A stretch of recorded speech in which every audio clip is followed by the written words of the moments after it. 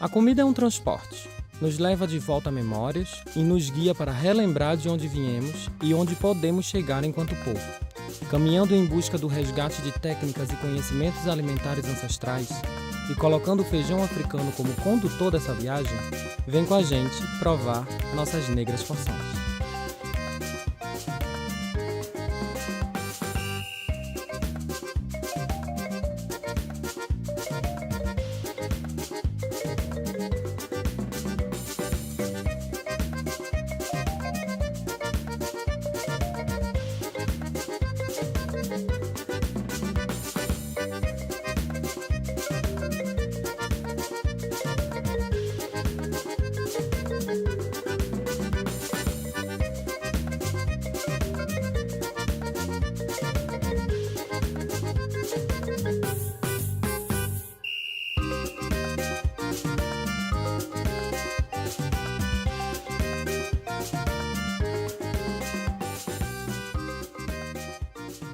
Você já ouviu falar no feijão xoxabunda? E no feijão corujinha? Feijão vajão, manteiguinha? Aqui em Recife, estes feijões estão disponíveis nos mercados públicos da cidade, mas você sabia que eles são variedades do macaça? E digo mais, feijão de corda, feijão verde, feijão calpi e o feijão gurutuba são nomes pelos quais nosso querido macaça é conhecido. O termo calpi remete à latinização do nome calpia, como também é conhecido nos Estados Unidos, por ser visto como uma espécie de ervilha e por ter servido durante muito tempo para a alimentação dos animais explorados pela pecuária. Por sua origem africana bem conhecida, esse feijão é símbolo da cultura negra daquele país e estrela do Ropinjong, uma espécie de baião de dois bem temperado e servido no Ano Novo em grandes celebrações. Muita gente ainda se surpreende com a potencialidade da gente comer alimentos doces feito com ingredientes que não necessariamente são de trigo ou até mesmo de milho, né? O feijão macaça, ele guarda toda essa versatilidade da gente poder comer ele de distintas e diversas formas. Hoje a gente vai estar fazendo uma torta de cacau com goiabada com a massa de feijão macaça, tá? Ela é uma espécie de brownie, já que não é fermentado e fica baixinha. Essa torta eu vou receber Elana, que além de cozinheira, também desenvolve reflexões sobre raça numa perspectiva afrocentrada. Elana é criadora e cozinheira da Toju, que é uma cozinha africana, tá, em diáspora, que também, assim como a gente, se empenha em estar fazendo resgates de técnicas e conhecimentos alimentares. Algumas culturas que têm o feijão macaça muito presente no seu conhecimento alimentar já utilizam versões doces. Uma delas, como já foi falado, é o Karamani Sweet Sandal, que é o feijão cozido com açúcar e leite de coco. A partir dessa inspiração, a gente vai pegar essa base ancestral africana, que é a hidratação do feijão macaça e a maceração dele cru, para poder deixar o cozimento no forno. Tá? Então, nesse primeiro momento, a gente adiciona aproximadamente 1 xícara de feijão macaça, hidratado apenas. Isso vai ser tudo batido no liquidificador. 1 xícara de açúcar. A gente adiciona também 2 colheres cheias de cacau. Para que asse no forno e ela fique numa textura legal, é importante a gente adicionar quase meia xícara de óleo. Essa torta segue o mesmo princípio de uma das nossas tortas muito famosas, que chama torta de acarajé, porém a gente adaptou ela para uma versão doce, com leite de coco, o cacau e o açúcar. A gente também adiciona 250 ml de leite de coco, um punhado de amendoim.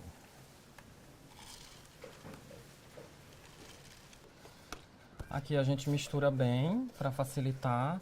Se na sua casa o seu liquidificador não for muito potente, você pode adicionar um pouquinho de água para conseguir bater. Mas não muita, porque senão perde o ponto da massa. Depois de estar bem misturado,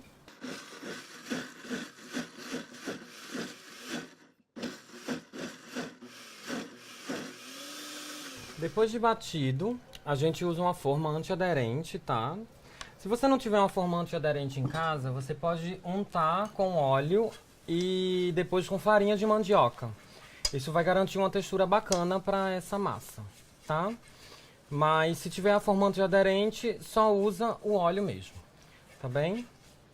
A gente vai jogar essa massa na forma, sem muito mistério. Essa massa, ela tem que estar nessa textura de cremosidade. E aí, depois de você colocar ela toda na forma, dependendo do forno, vai de 20 a 25 minutos.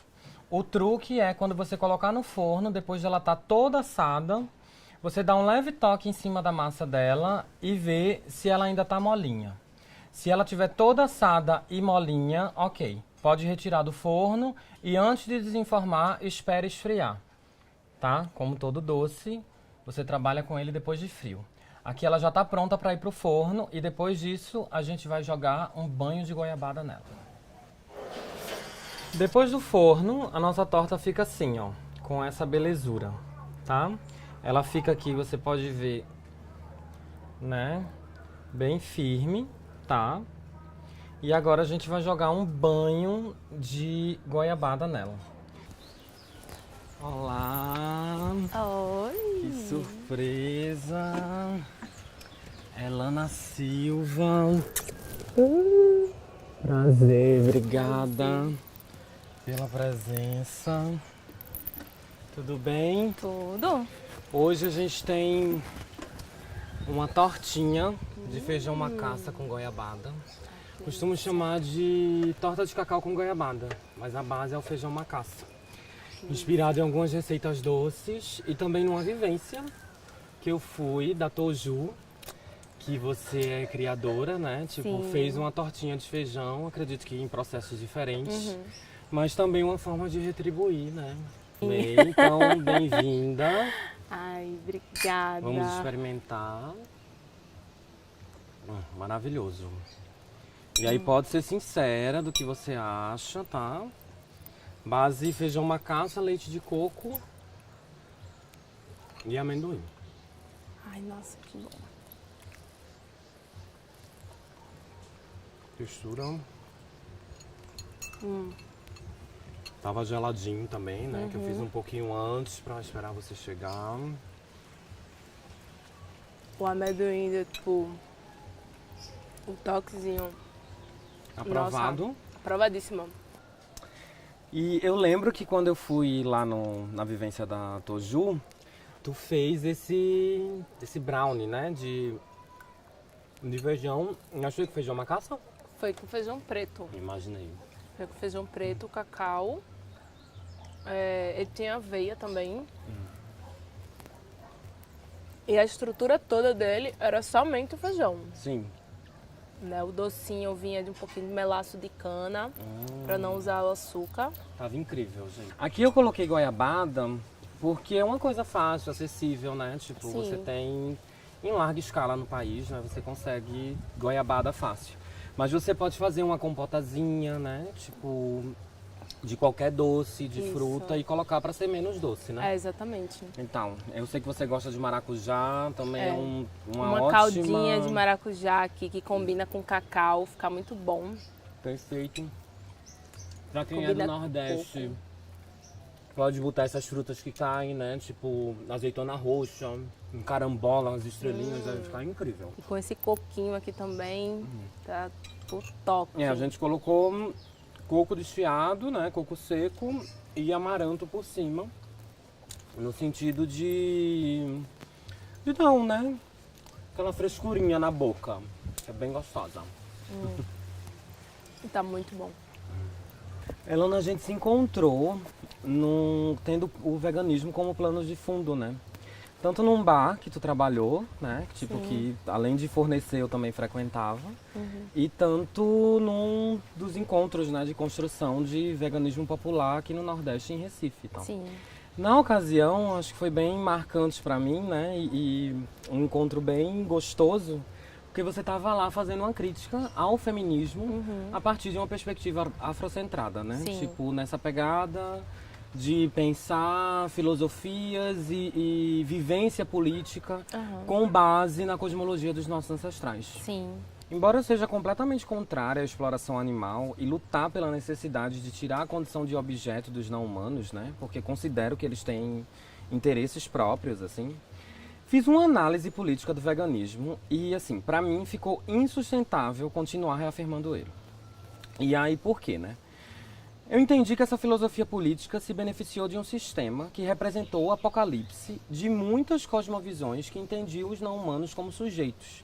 Ou seja, né, as cosmovisões dos povos colonizados que tinham uma relação, digamos assim, de entender o bicho no sujeito dele, né? E ao mesmo tempo, né, tipo, ao apagar isso, fez da luta pela consideração dos animais um padrão de consumo. Desde o começo, desde o princípio, assim, desde lá da Inglaterra, sempre foi um padrão de consumo. Então, o que é que eu concluo disso, né? Eles se beneficiaram de um dos processos mais violentos da história da humanidade para hoje se venderem como seres benevolentes preocupados com aqueles que ninguém respeita. Entendendo essa contradição, né? Como é que tu vê essa hipocrisia? Assim, desde o início dos tempos, né, desde o início dos processos de colonização, das invasões e tudo mais, a branquitude sempre teve esse direcionamento, né, de ignorar essa coisa da não humanização dos animais, de respeitar essa condição deles, né, assim, completamente sem considerar esses animais como seres partes da natureza, seres conscientes, né, desse lugar que eles ocupam na natureza, né, e conscientes da própria natureza deles. E da própria vida. Exatamente, de tipo saber as coisas que eles precisam fazer, de como eles precisam fazer, eles sabem disso. E isso é uma coisa que a branquitude sempre ignorou, né? Então, esse processo com o veganismo, eu vejo muito como uma coisa que foi criada meio que para limpar a imagem, sabe? Meio que limpar a consciência deles também, porque tem muito disso, sabe? De ficar bem na fita, né? Com a utilização da filosofia do veganismo, né? Buscando essa coisa de tipo, não, vamos tentar parecer bonzinhos, vamos tentar parecer melhores agora. E é por isso que eu concordo muito com você quando você fala, né, sobre essa questão, porque para mim também é inconcebível me afirmar enquanto pessoa preta e vegana, porque isso seria meio que uma forma de legitimar esse discurso que eles adotaram, né, de benevolência, sabe, de tipo, não, respeita os animais, mas respeita os animais dentro daquilo que eles conseguem entender, né? E que não é um respeito... Estratégia de limpar a barra, Exatamente. Né? A pesquisa feita para essa série verificou a existência de alimentação muito forte, culturalmente, em vários povos ancestrais africanos, né? E entendendo muitas vezes também que as leguminosas eram principais fontes de proteína de vários povos. Então, assim, hoje sabendo, né, que a colonização também levou a cultura da carne para o continente, né, e a gente acessando isso, né, tipo, consegue perceber várias dietas, digamos assim, africanas que têm essa coisa do vegetal, né, tipo, como também uma forma de cuidar do corpo. Eu queria que tu compartilhasse com a gente, né, tipo, tuas inspirações ancestrais que decorreram, né, resultaram no surgimento da Toju. Eu comecei a estudar sobre a história da alimentação, né, desde o período pré-histórico mesmo, né, e essas minhas pesquisas aconteceram simultaneamente ao momento que eu conheci o veganismo. E quando eu estava fazendo as duas pesquisas de forma simultânea, meio que chocou a informação de que o veganismo bebeu muito dessa base da alimentação ancestral africana, né? Assim, pegou muitos princípios de vários a gente tem aí junto paralelo ao veganismo tem o crudivorismo, né? Que bebeu muito da alimentação aital. Então tudo isso veio muito junto. Então, quando eu me deparei com essa questão da ancestralidade, de ver que o que era de fato o veganismo, né, de ver quais eram as bases, né, e começar a pesquisar sobre a minha ancestralidade, começar a me aprofundar nisso, né, então eu encontrei o centro para iniciar o Toju, né, que eu disse, não, é assim que é nisso que eu quero seguir, é a partir disso que eu quero levar para as pessoas, né, o conceito da alimentação em conjunto, né, o conceito da alimentação não apenas para encher a barriga, mas para nutrir o nosso corpo, entendendo ele como sendo um templo mesmo, certo, de todas as divindades, né, nós mesmos como divindades também. Então essas foram meus principais os caminhos que eu quis seguir quando eu pensei no Toju, né, de levar às pessoas isso que eu estava aprendendo, isso que eu venho aprendendo, né, que eu continuo estudando sobre, né, que eu continuo pesquisando sobre. A gente costuma dizer que nosso respeito aos bichos vai além da alimentação ou do uso de objetos, né? Tipo, seja ele quais sejam, feitos de origem animal. Vai muito no sentido dos cuidados e do combate contra a exploração animal, que na nossa sociedade, né, tipo, foi disciplinada pelos interesses da supremacia branca. Entendendo também que nós, povos racializados, né, assim como os povos indígenas, foram retiradas as suas humanidades e nos associadas a animais não humanos para poder nos escravizar, eu queria que você compartilhasse com a gente, assim, por que, para você, mulher negra, é importante não se alimentar de bichos? A cultura do nosso povo, ela entende muito o nosso lugar enquanto humanos como sendo partes de um meio, né? E os animais também como sendo parte desse meio.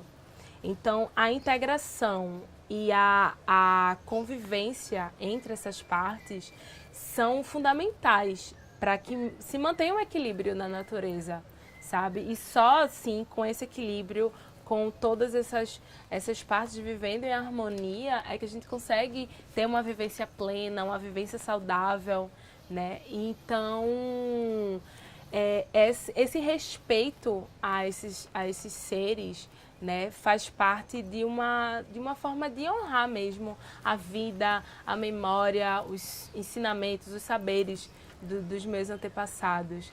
Então, eu não conseguiria enxergar os animais como não sendo partes, né, assim como eu, em pé de igualdade na natureza, porque eles são importantes para que os ciclos continuem acontecendo de forma natural e que a vida continue nascendo e que a vida tenha essa continuidade.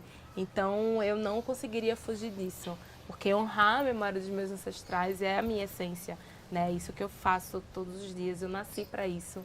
E é essa minha busca que é constante. Então, eu acordo de manhã e eu fico pensando assim, como que eu vou respeitar as memórias deles? E isso é a minha vida, então não teria como ser diferente.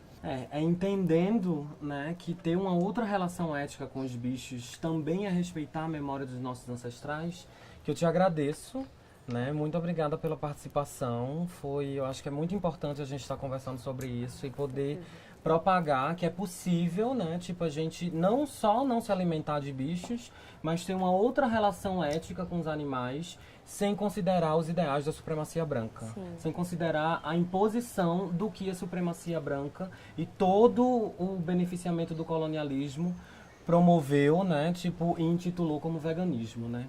A gente pode resgatar as relações ancestrais do nosso povo e, a partir daí, fazer uma consideração com os animais não humanos que sejam de respeito, de ética, né? E, sobretudo, de valorização de suas vidas. Obrigada, Elana. Até a próxima. Até a próxima. Obrigada também pelo convite. Menino, não chore não, que o feijão está no fogo. Menino, não chore não, que o feijão está no fogo. É macaça, xoxa, bunda, é feijão da região. É macaça, xoxa, bunda, é feijão da região. Com macaça, xoxa, bunda, é feijão da região. Com macaça, xoxa, bunda, é feijão da região. Menino, não chore não, que o feijão está no fogo. Menino, não chore não, que o feijão está no fogo. É Machachá, Xoxa Bunda, que salvou uma nação. É Macaça, Xoxa Bunda, que salvou uma nação. Com Macaça, Xoxa Bunda, que salvou uma nação. Com Mingau, Acarajé, se levanta uma nação. Com Mingau e Acarajé, se levanta uma nação. Menino, não chore não, menino, não chore não.